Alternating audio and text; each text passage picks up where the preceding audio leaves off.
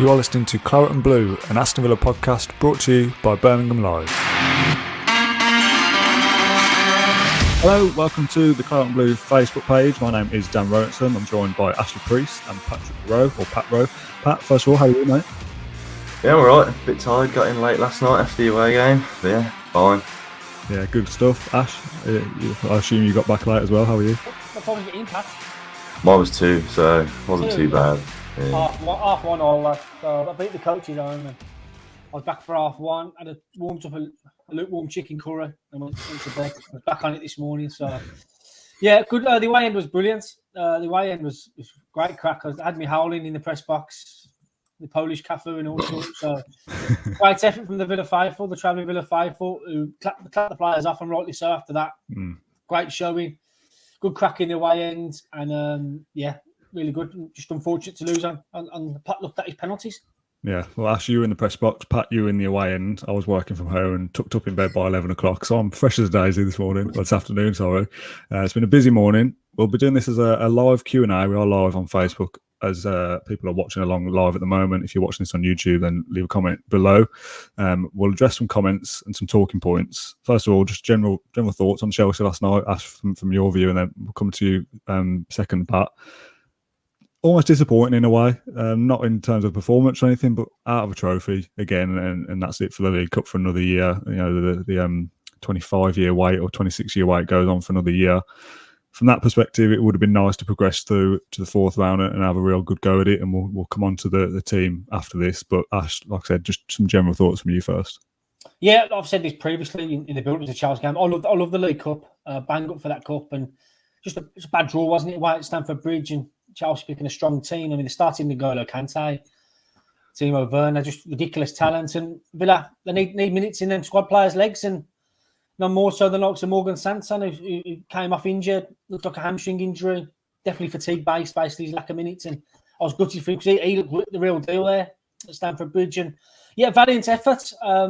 Cameron Archer impressed. They had 2 glorious chances, and Villa were comfortable for large parts of that game. I weren't concerned at all. Tuanzebe and Horse were brilliant, unflustered at the back, and I think Villa had 7 shots on Chelsea's goal on target, and Chelsea had the same in the end. So a great showing from Villa's second string, as it were, and the young lads did well as well. Carnage Chukwuemeka, 17, coming on under the bright lights of Stamford Bridge and oozing class at times. And yeah, future's bright, Dan. Prince William was in the stands as well, and he would have been proud of that performance. So, yeah, really good showing. Just a bad cup draw in the end. Did it, and going out on penalties, so unlucky. So, yeah, lots to be positive about for me, mate. Pat, saw you in the background of Cameron Archer's goal celebration. Looked like you're having a lovely time with your missus, I think. How did you see it from the away end? Oh, I absolutely loved it. It was my first away game, so it was a new thing for me. And I've seen a few tweets saying how good the away end was. Yeah, absolutely loved it. And it's another away from home performance against the champions of Europe that I think you can be proud of. Like, I think on another day, Cameron Archer does what he does at Barrow and lifts it over the keeper and it goes in, slots in his other one. Or if you're having a Watkins or an Ings or someone there to do it, they do that. But yeah, with the team we put out, I think some people were a bit disappointed and maybe not as optimistic as before. But the performance was amazing, I thought, and there's nothing you can be ashamed of there. Yeah, I'm trying to word this the right way, and I've already said this to you, Pat, off air.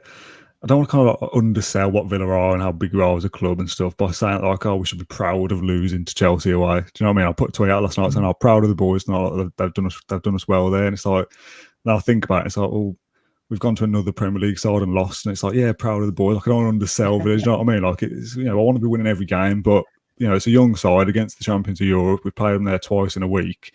And to be fair, I know we've lost both games, but we've done well in both in different circumstances. And there is stuff to be proud of, and youth players coming through the ranks and stuff. Courtney Hall, who I openly said after the Everton game, I didn't quite fancy the idea of him against Ronaldo. Absolutely pockets Lukaku in the League Cup. I know he only comes on as a sub, but he deals with him. And now I'm sitting here eating a humble pie going, you know what, Courtney Hall, go and face yourself against Ronaldo, go and test yourself because you've done a good job. So there is things to be proud of, but, to kind of still want to reiterate that point that Villa are a big club. And, I don't want to be proud of losing games. Have I made that point right, or am I talking absolute rubbish there, Ash? Courtney Horse did really well for me. I liked his tweet afterwards as well. He says, whenever I'm needed, I'll do my best and I'll do the job that's asked. And Courtney Horse did that. He's in real contention now to start at Old Trafford on Saturday. And £3 million. I think Dean Smith's improved in tenfold since he first that's came true. to the club. What a deal that looks. I think Villa have an option to extend that by a year. I'll do that tomorrow if possible because his contract's up next summer. So Courtney Horse, incredible squad player to have at your disposal, and he did really well last night. So, yeah, ramming that humble pie down your throat, Dan. Yeah, absolutely, all for it. Let's go to some of these questions then. Lee Welling says he missed the first 45 minutes. I missed the first 15, actually. What happened with Morgan Sanson? Disappointing because, from bits I'd seen and clips on Twitter that were doing the rounds and from, tweets that I was seeing people write, it sounded like he was having a pretty good game and almost like I saw a few tweets saying that he was just kind of player they weren't quite expecting, like he was good pressing and stuff like that. And then, unfortunately, the guy that's been injured for so long goes down with another injury in a League Cup game that, in some ways, doesn't mean anything now. So, what happened to his injury specifically, Ash, and how what did you make of him in the 40 minutes or so before he went off? Yeah, I had a great view of that. I was right beyond the substitutes bench, and he gestures to Dean Smith. I need to come off. My hamstring's gone. He's pulling on his hamstring. So it believes to be a hamstring injury. I think he's fatigue-based. He hasn't played in 6 months and did a lot of running in that 40 minutes down. A lot of running after Kante and Sol and Chelsea's front line. He was doing it both ends of the pitch as well. He was tracking back deep into his corner. And up the other end, he threaded a lovely ball in for Archer. Great way to pass, and Archer was in and goal, but lifted his effort over Kepa's crossbar. But yeah, Sanson, he grew into the game. He was breathing quite heavily towards the end. He put a lot into that, and then that's why the injury popped up and the lactic acid started to come in, and I think it pulled his muscle. So he was devastated. He screamed in anger right by the touchline, thinking, not again, not another bump in the road. So real shame for him because he looks the real deal. Looks classy operator. Yeah. Nice on the half turn. He was growing in confidence in that game. He said, "I'm playing well here. I can do bits." So. Yeah, he has got real pedigree down. He played at Marseille. Marseille fans demand a hell of a lot. He's playing in the Champions League, so there's a real player there, but they need to get him fit and firing. And unfortunately now, we'll hear from Dean tomorrow, injuries. He'll probably face another couple of weeks out, perhaps. So we'll see the severity of that, but I think a great player to have in Villa's squad if he's fit, mate. So hopefully it's not a bad one. What do you think of him, Pat? Any stats that you've seen to suggest what he offers, or...? I think off the top of my head, he had 6 ground duels and won every single one of them. And then obviously he was running around like all over the pitch. And he was like a hint of what he actually was. Like fans haven't seen it, I don't think. So it was like a welcome sight. And I think he worked really well with Nakamba as well. Yeah. Like Nakamba can't bring the ball up as well as like other midfielders, but Morgan Sanson was doing it for him type thing. They were working well together. Defensive effort was good. And then, the pass to Archer, slotted him in, could have been a goal and it's an assist to his name. So, it's disappointing. I thought it was a glimpse of what fans have been waiting so long for. So, it is annoying. Not a question here from Paul, but he makes a quick point, so I want to share that point. He says Nakamba's apologised for his missed penalty last night, which he does not need to do, written in capitals. I agree. I don't know why we need to see things like this after every game. Someone makes a mistake, or is missing a penalty really a mistake? Not really. I mean, Ashley Young's blasted one off the bar as well. He's not come out and apologised as far as I'm aware. I don't need to. Like, anyone misses a penalty shootout, it's just one of those things, isn't it? I think Nakamba's one of the nicest men in football. He's so nice and down to earth. He's a real nice guy, and he just felt a bit guilty on the bus home probably, and what he tweeted out. No need to do that from Nakamba. I think he's been excellent this season. Another player who, for me, has improved under Smith's tutelage. I mean, there aren't many that haven't, really. Out of the players that are still with us, is there anyone who's gone backwards under Dean Smith's leadership in the last few years? Struggling to think, really, but Nakamba's been excellent. He's a specialist in what he does. Didn't get on the ball too much last night, but he plugged gaps. He tracked back really well, and his positioning was very good whenever Villa lost the ball. So, great player to have in the squad for me, and no need to apologise. Marvellous, and we all love him, but we're great squad player, and I think he's a real nice guy and just felt a bit guilty last night. Yeah, we said the same things after the Tyron Mings era as well, didn't we? Come out, apologise. I don't So I don't think we need to see stuff like that. You wouldn't have seen stuff before social media, so it doesn't bother me. Richard Law says Buendia looks a concern. He's one that I'd written down as a little talking point. I almost got him versus Traore, not against each other, but Traore comes on in his fleeting moments. You think, oh, dangerous player, like looks bang up for it, could potentially do a job starting for us. Buendia gets his chance, and at the moment, I think it's probably still fitness, and he's obviously been away for internationals as well. And I'm putting that down to why he's not hit the heights yet. But he doesn't look like a viable option at the moment. And we'll come on to a Man United selection in a minute. And none of us would have put Buendia in to start against Man United. And as we've mentioned many times, this is our record signing, and he's not up to it yet. And like Richard said, that is a concern.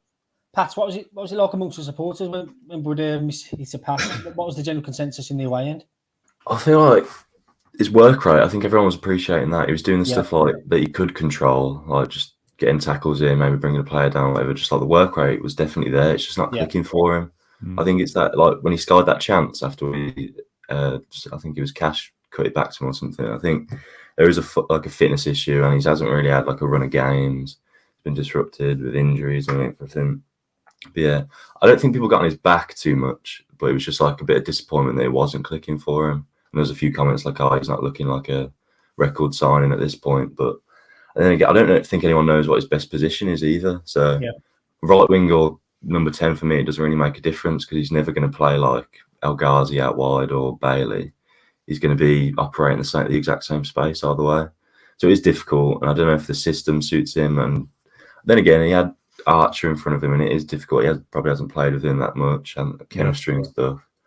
And it is like a makeshift team, not a makeshift team, but like it wasn't the usual starting 11. So I don't know if you can judge him off that, but yeah, slightly concerning maybe. It's just small margins, isn't it? You know, we don't want to judge Buendia off a League Cup game when he's probably not fully fit. He scored against Newcastle, didn't he? He's obviously a talented footballer. I think it was Newcastle anyway. Brentford. Sorry, so this is why you're on here. Actually, know what we're talking about. Come on. But this is their one moment to impress, isn't it? And for the thousands that have gone down to watch Chelsea last night, they're excited to see Buendia get some minutes because different options and stuff, and he doesn't quite live up to it, and that's what's disappointing. I'm not going to write the player off because of that, but you want these players to come in and make it difficult for Dean Smith, don't you? Because if he's not an option for selection against Man United, that's one less problem for Man United to deal with, isn't it? Because he's not quite ready yet. Just confidence, I think, at the moment. Buendia, he had his first goal against Brentford, and then he was away on international duty. Didn't get selected in the lineup, and then he was quarantining with Martinez, and he's been away from the group and probably his family for a few weeks. And he's just confidence. Telltale sign of confidence. You wait to pass. He's off it. He was underhitting, overhitting. He was frustrated, jumping in the air, frustrated with himself, looking at the bench. He was absolutely. He was really annoyed at himself last night. So just a confidence issue at the moment. So he needs to get a bit of a rhythm going. But I say rhythm, there's only 2 games in the international break again. So a bit of a tough one. But still acclimatising to the system.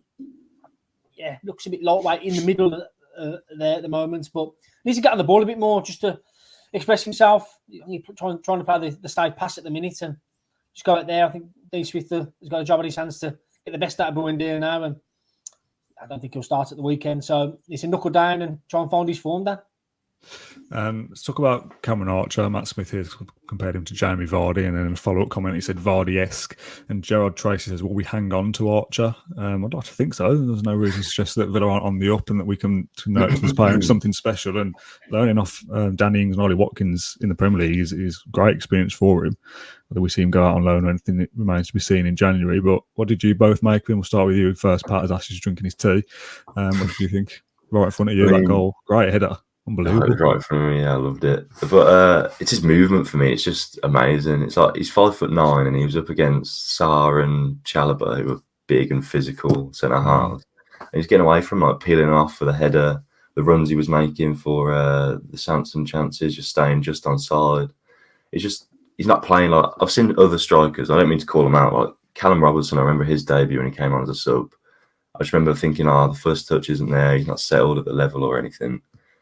But Archer just looks like the real deal to me. He's just like his first touch is usually I don't see him like miscontrol many. I think he fell over when he was through on goal or something yesterday, but that's one of those.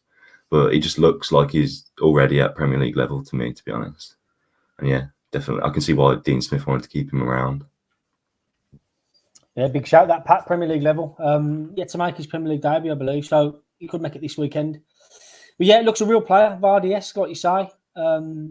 Great movements. Should have had a hat-trick, as we all know.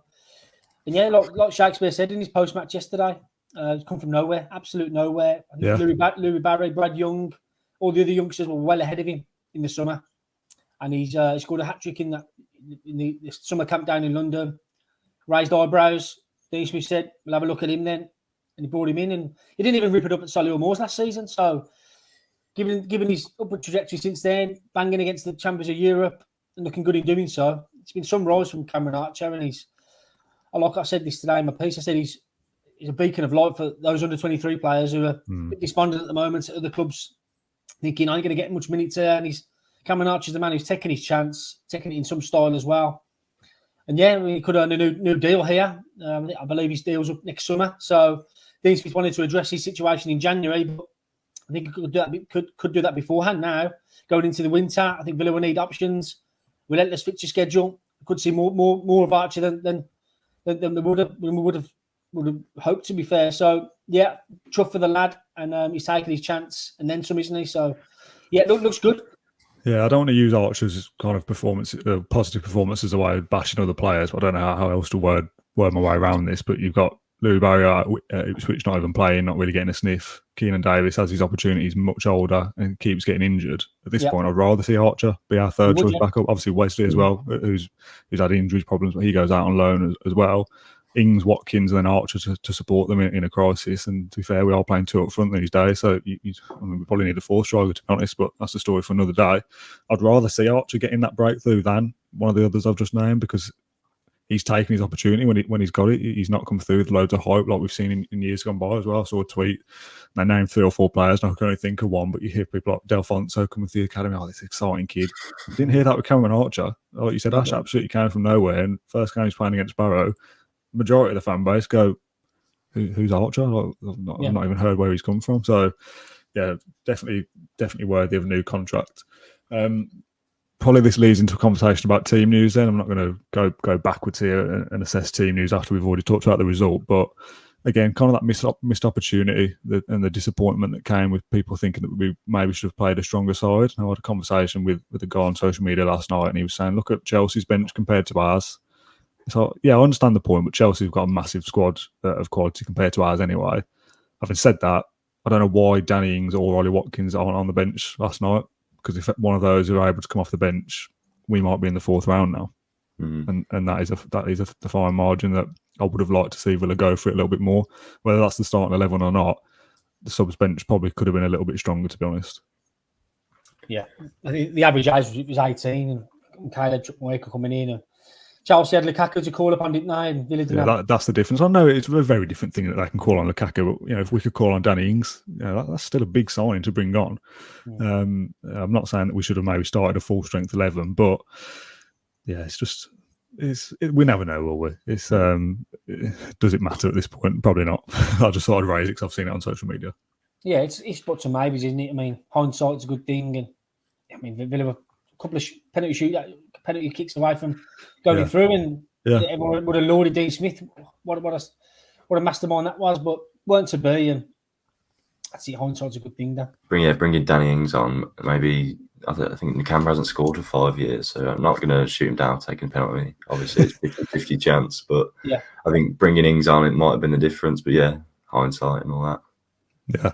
There's a couple of comments on Facebook about Ashley Young getting ripped apart last night. I've not seen too much about that. Bit of sloppy passing, Steve Mann says here as well. You both saw 490 minutes. What did you make of Young? Because he looked all right in the Premier League games that he started. There was a lot of space on that side, I know that much, but I felt every time, I think it was Hudson-Odoi, every time he was running at Young dealt with it, to be honest. I think they just never dived in really, or did dive in a few times, fouled him a few times, but when he was sizing him up in front of goal, he'd usher him down the line or something. I think the last attack of the game was something like that. But I thought he did all right. Experience down there and everything, so not too bad from memory. Yeah, I mean, I'll give him a 7 in the ratings. Probably a bit generous, but he dealt with Hudson-Odoi. How quick is he? So Young dealt with him for large parts. I think Hudson-Odoi got a yard on him and got a shot off. That was the only time I've seen him beat Young. And And yeah, our guys ahead of him didn't really track back too much. Reece James was bombing on now and again. So I thought Young did okay, considering. I think he tired towards the end of it, but he did fine. It was a fine night to work, really. Let's go to Man United then. I think we've done Chelsea now. And we'll talk about injury news in a sec, because we expect Bailey to be missing, and we will clarify that shortly. I'm going to flash up on screen, Ash, your predicted 11 for Man United, and for the audio listeners, I'll read it out. So we've got 3-5-2 again, with Emi Martinez, Tyrone Mings, Courtney Hawes, and Ezri Konsa as a back three, Target and Cash as your wing backs, McGinn, Louise, and Ramsey in midfield, and Watkins and Ings up top. Again, conversation of how you get Buendia, Bailey, and Traore into this side is a question for another day. After the Everton game, I sat on here and said, I don't really fancy Hawes playing. I'd go 4-3-3 and maybe get Bailey in there, who we now expect to be injured. But after Chelsea, you'd be saying, maybe Traore deserves to start, and how you fit him into this side, playing a three at the back, I don't really know. Is that the best 11 we've got available at the moment, do you think? It all depends if Dean wants to flip the system and change it, go forward the flat back four. Because obviously, Turan's has been a big miss. Obviously, he's settled in well with Konsa and Mings. So all depends on what Smith wants to do at Old Trafford. He was asked about his system last week at Everton. He said, I ain't changing it. We're looking athletic, we're creating chances. So I see him going down that avenue again. Courtney Hawes impressed in midweek, and I think he gets his shot. And I think Man U play Ronaldo up front with a couple of high flyers on the flank. So yeah, I think that team picks itself for me. If McGinn's okay, we'll get some team news tomorrow from Dean. Leon Bailey got a muscle strain, so it all depends on his availability. I expect him to be out, but we'll see. But I won't change things too much after a 3-0 win against Everton last week. I think the Ings and Watkins come back into the side, and I think we go from there. What about you, Pat? So I'd be completely fine with that team, to be honest. The only thing I'd say is the Mings and Hawes kind of partnership, having two strong left-footed players that maybe can't use their right foot as frequently. And then if McGinn's not fit, you're also going to have Nakamba in there, who is also really heavily left-footed. So there might not be a lot of balance in that team. So but we looked good yesterday with the back four, to be honest. Like, we weren't overrunning midfield or anything. So you might opt for the back four with Konsa and Mings. And then obviously that allows Traore, who played quite well yesterday, to get into the team. Yeah, there's a comment here from Steve who says the worry with that team is for Man United, where's the creativity come from? I suppose the concern would be if Danny Ings plays a little bit like Chelsea away in the league and is a little bit isolated, and you're playing a 3-5-2 to play two strikers and get him in there, who is offering that creativity. Now, I would like to see Traore feature at some point, and I kind of said this to you guys off air. The only way to do that is a 4-3-3, and then you got to put Ollie Watkins out wide. I don't want to do that either. So you're making compromises in two different ways almost for the sake of it. If Traore can come on and have an impact like Bailey did against Everton, then maybe that's the way forward. But do you want to be waiting an hour in before you see some creativity? I mean, you need the guys that start to do, don't you? You need Danny Ings not to go missing essentially and try and cause problems for Man United. I think Cash will be important, like you just saying, Ash. If Hawes or whoever's the main centre back can deal with Ronaldo, and the other defenders can deal with the wide players, you expect Cash and Target to push on and put balls into the box for those two strikers. For some reason, I fancy us against Man United. I don't know why, because they're probably the best they've been in the last few years, and I suppose we never beat them. Well, yeah, we never beat them. I was going to say maybe we're the best we've been in recent years as well, but I don't know whether that's strictly true. They're bound to get some dodgy penalty of some kind. I saw a stat that they've not had a penalty this season, so that's absolutely nailed on that they'll get one this week. But I don't know, for some reason, just like you, Pat, last week, blind faith, I just fancy just to go ahead and beat them for some reason. I just don't know why. Yeah. First time in, I think the last win was 2009, and then Gabby scored. But yeah, Ronaldo likes a goal against us, and they haven't had a penalty yet, so there's a lot to be a bit cautious about. But I'm the same. For some reason, I think the performance we've shown, we're due a bit of luck, if that makes sense. Just like 1-4 to Danny Ings in the box or something from a corner. There is a set piece goal for us, it's like a bullet header or something is due. But yeah, I think we've got whatever way we set up, I think we will threaten them. If we went for a 4-3-3, I'd probably be leaning towards Watkins starting instead of Ings. I don't think Ings can really, like the way Archer played yesterday and just played on top of his own, he did like kind of occupy the defenders a bit and made the runs in behind and stuff. I think Watkins would do that a bit more than Ings might do, hold the ball up and stuff. But yeah, should be a good game. we normally have an opposition reporter on here to ask what their weakness is. Ash, as I'm going to go to you as the senior journalist out of the three of us. What is Man United's weakness? How do we beat them? Is it out wide? Is it centrally? What should we try and exploit? I think set pieces. I think Villa's strong at set pieces. I think I'd go at Man U. I'd pepper the balls into the box. I think Fred started at West Ham. Fred's small central midfield. I think Man U got three imposing figures: Varane, Maguire, and McTominay. You get in between them, maybe Cash's long throws key tomorrow. I think Austin McPhee will have a couple of tricks up his sleeve. Courtney Horse, he'll be a threat from attacking set pieces. Massive. Mings, Konsa, chuck them all in there, cause mayhem. And make them defend, pin them back. And I think hopefully the set pieces come good tomorrow. It's a string to Villa's bow this season. So I think that could be the way to go. Get crosses into the box. I think Cash's cross last night was unreal, by the way. I think missed by a lot of people. Incredible cross. So get crosses into the box with quality there. Any second balls, hopefully McGinn, Ramsey mop up at the edge of the box.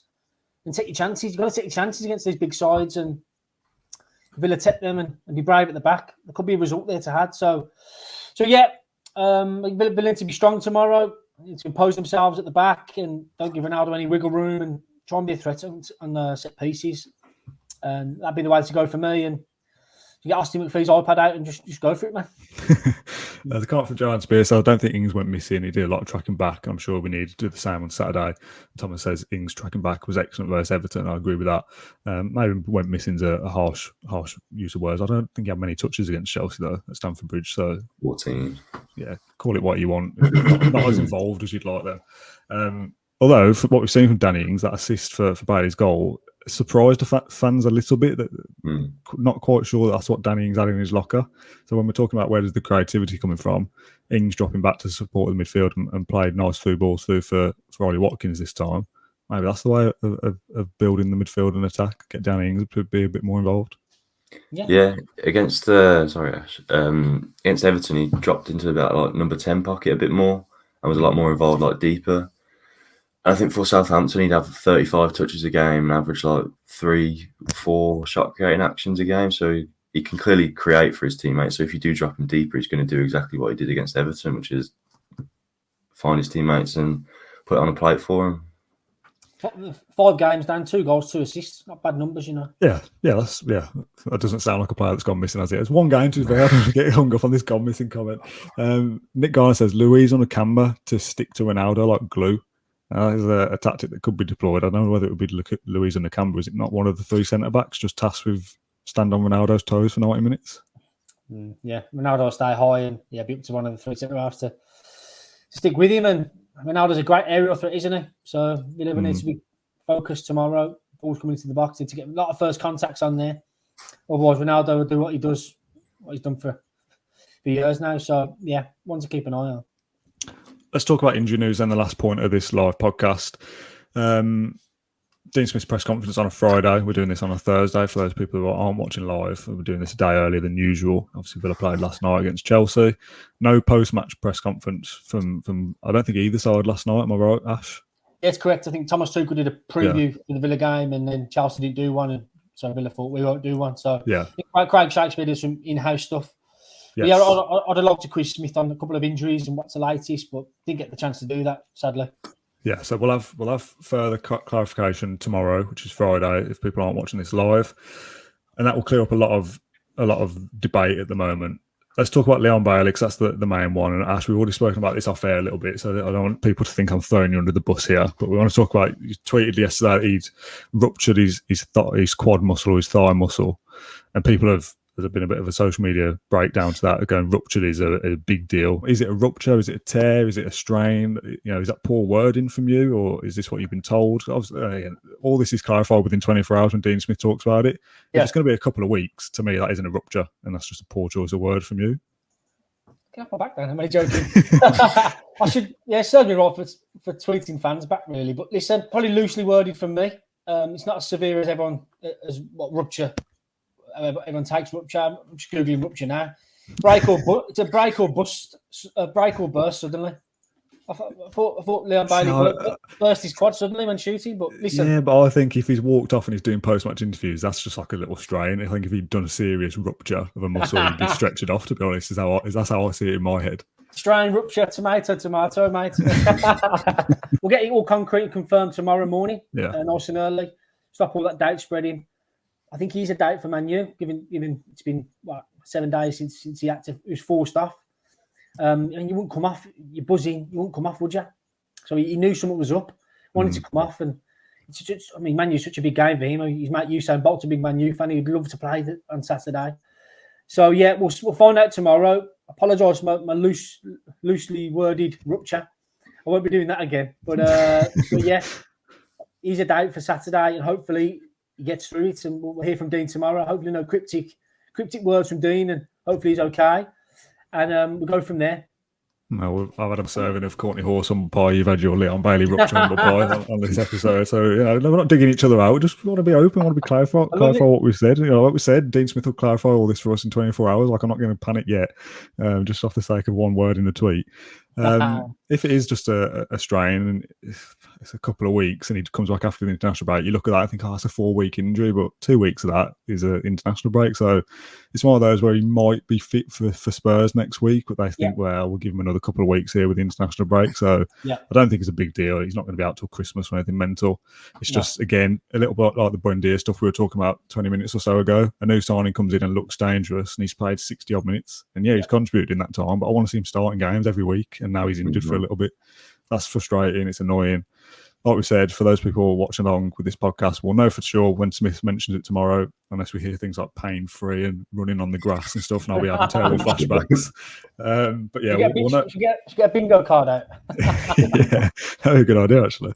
So we'll know for more next time. Ash, warning to you to be more careful with your words in future. Hands up, man. Yeah, Pat, you've just sat along and listened to this conversation because nothing matters. You were there as a fan. So yeah, we'll call it a day there. I think that's half an hour of questions. I think we've answered pretty much everything everyone wanted to know. Done team news. Yeah, all my notes are ticked off, so I'm happy to call it a day there. I'm off tomorrow, so I'll avoid the meltdown when Dean Smith talks about Leon Bailey being out till Christmas. And we'll be back again Saturday.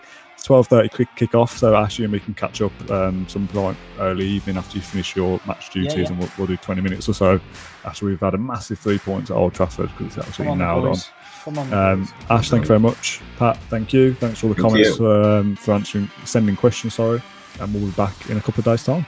Thank you for listening to Claret and Blue, an Aston Villa podcast. If you enjoyed today's episode, then please do let us know. We love hearing your feedback. We'll be back soon with another episode, but until then, up the Villa.